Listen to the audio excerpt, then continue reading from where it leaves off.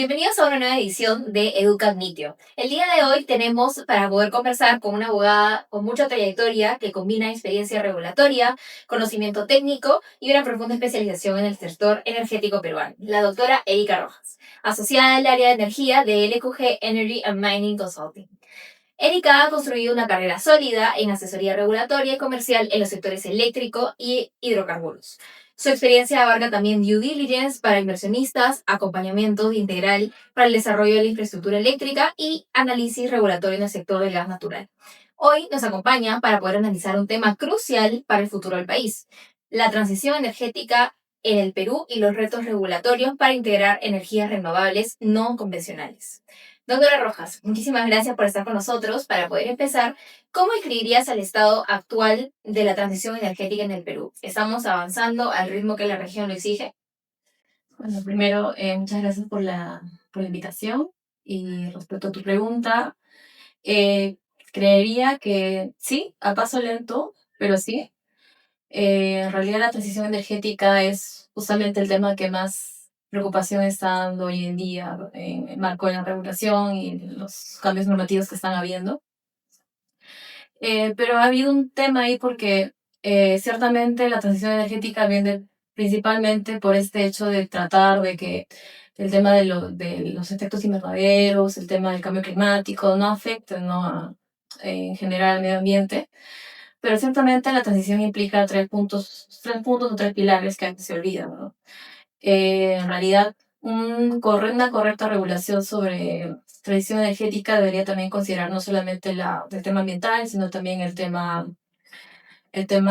de seguridad, o sea, el tema de confiabilidad en el sistema eléctrico y también el tema de la competitividad, o sea, referido a cuáles serían los proyectos o el tema o los proyectos de generación que brindarían el suministro eléctrico con un precio eficiente, ¿no? Más aún en nuestro país, porque ciertamente el Perú solamente representa el 7% de contaminación en términos de energía eléctrica. Entonces, la regulación debería tomar esos tres puntos, ¿no?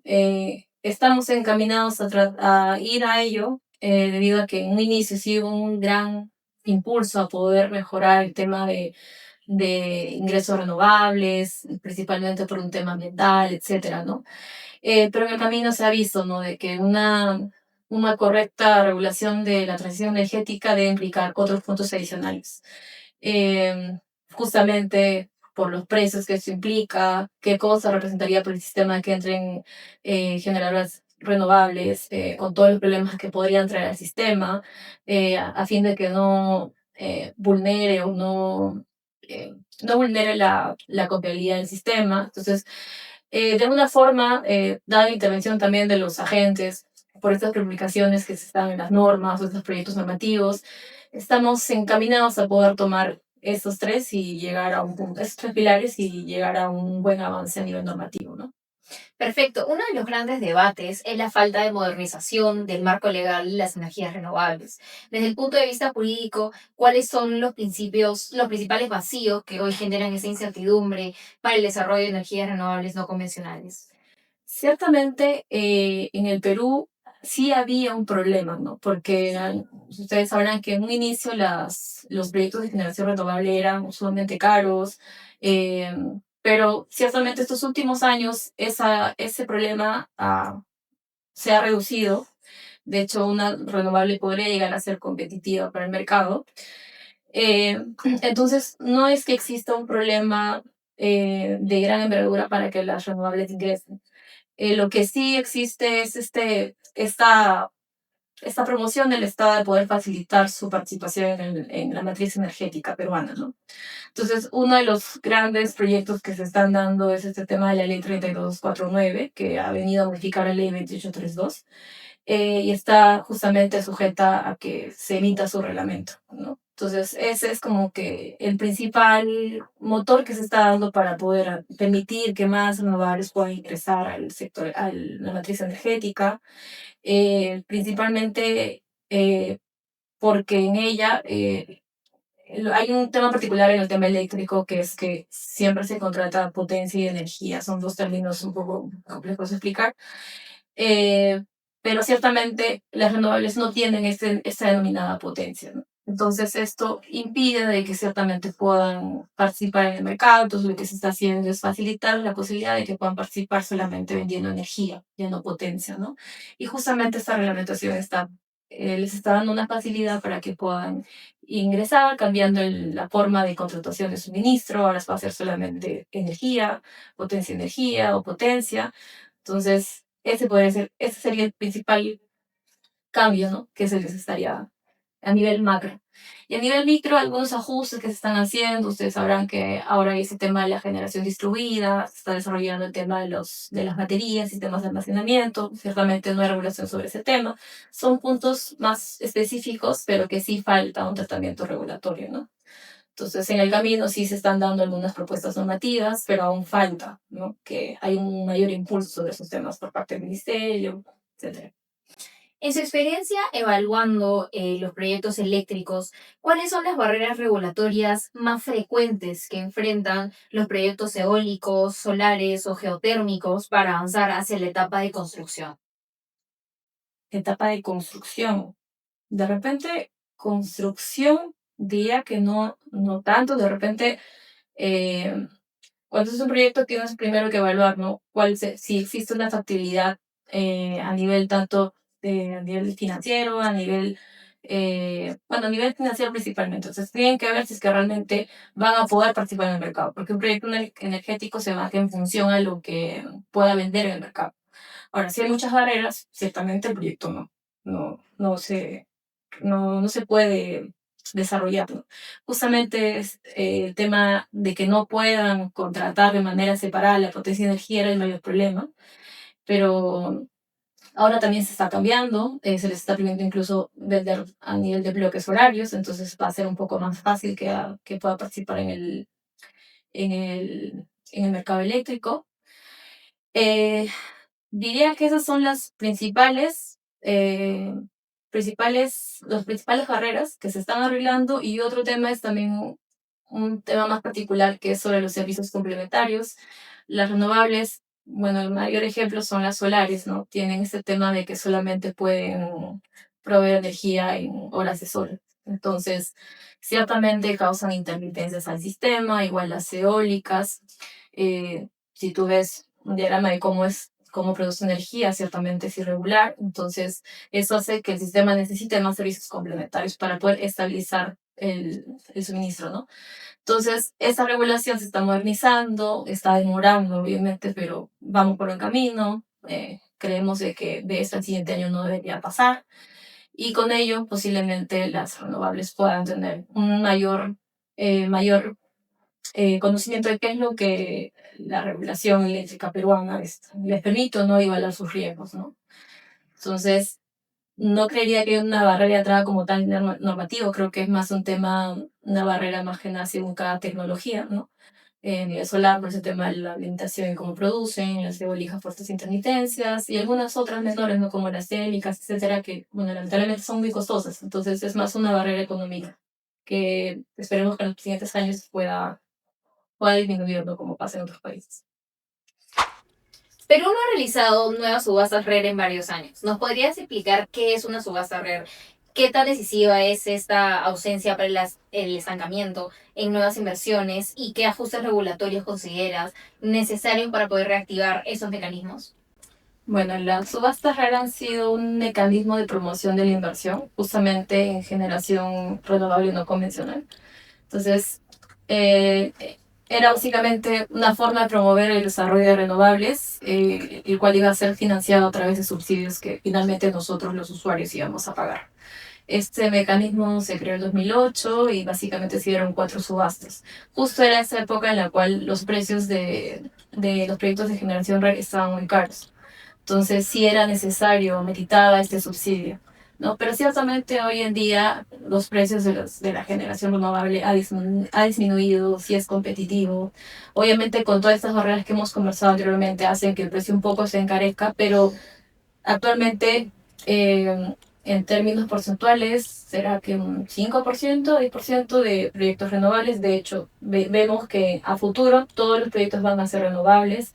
Los permisos iniciales que se están presentando todos son por centrales eólicas, solares.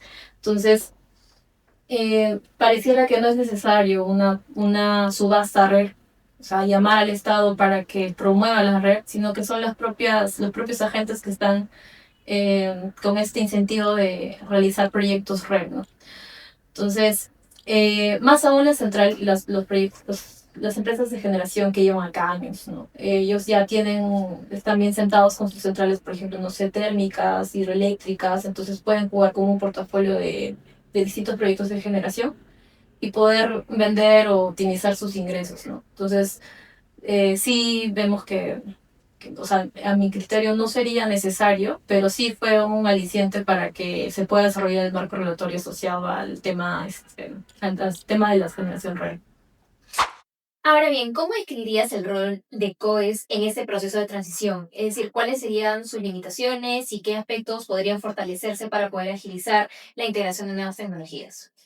Bueno, ciertamente el COES es el coordinador de todo el sistema eléctrico, así que de hecho es quien decide cómo participan las centrales de generación en el despacho, en cómo suministran al sistema eléctrico. Entonces, eh, su participación es fundamental para que todo el sistema pueda operar de manera armoniosa. Y esto involucra también para que las centrales RAN puedan ingresar al mercado, ¿no?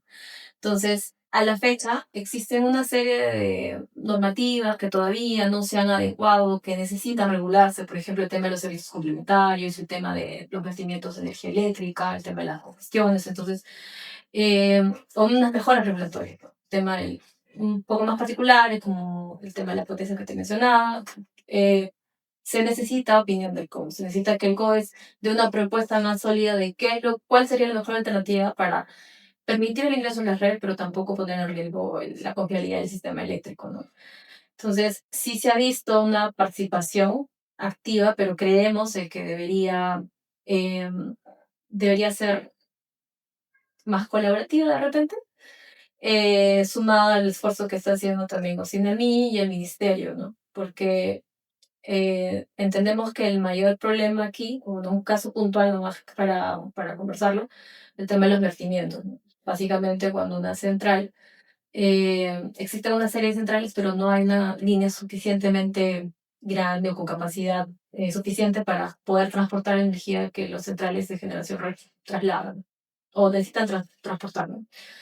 Entonces, esa regulación está en manos del ministerio, pero justamente lo hacen con opinión de COES. Entonces, COES, como es el coordinador, debería tener una mejor propuesta, de dar una mejor opinión respecto a qué es lo que necesita el sistema.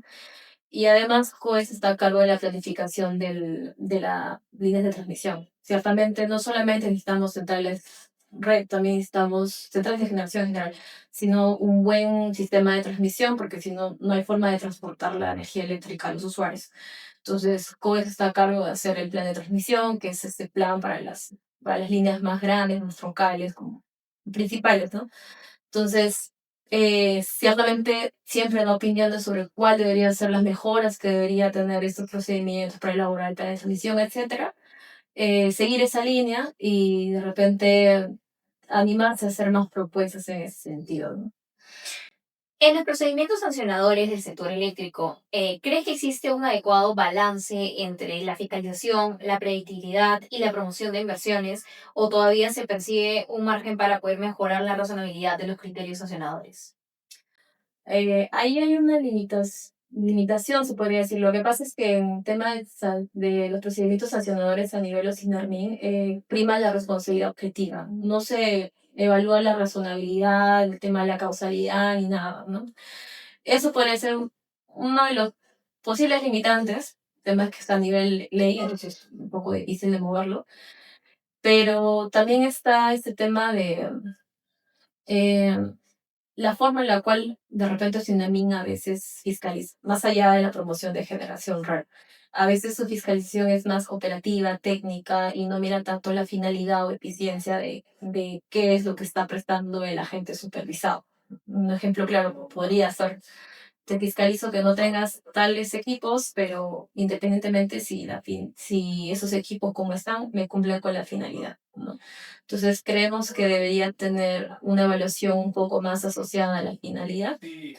Eh, Ciertamente no hemos visto que mm, haya, que a nivel de generación haya generado un desincentivo para el tema de promoción de nuevas centrales de generación, pero el grueso de los agentes supervisados por Sinalmin está a nivel de transmisión y distribución, y ahí sí hemos podido notar estas cuestiones, estos criterios que de repente podría ajustar.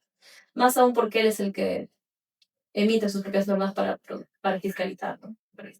Ciertamente. En el ámbito internacional de la energía, ¿qué buenas prácticas regulatorias o contractuales de otros países podrían aplicarse acá en el Perú para poder acelerar esta integración de energías renovables? Creo que el modelo más cercano es el de Chile. Básicamente lo que está, bueno, la ley de concesiones eléctricas proviene o tiene mucha inspiración, por no decirlo de otra manera, del modelo chileno, de la ley de Chile.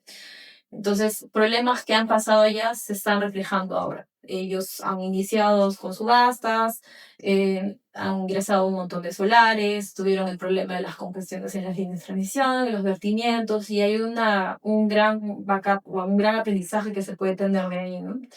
Eh, o de repente también de España, porque hay un tema acá que también se habla mucho, que es la generación distribuida, ¿no? Que te permite, ¿no? Permite centrales de generación cerca a los usuarios, de repente en las zonas de distribución. También hubieron problemas en España, entonces hay lecciones aprendidas que podríamos tomar sobre ese tema, principalmente porque van a poder, o sea, la lógica de la generación distribuida es que los usuarios pueden inyectar energía.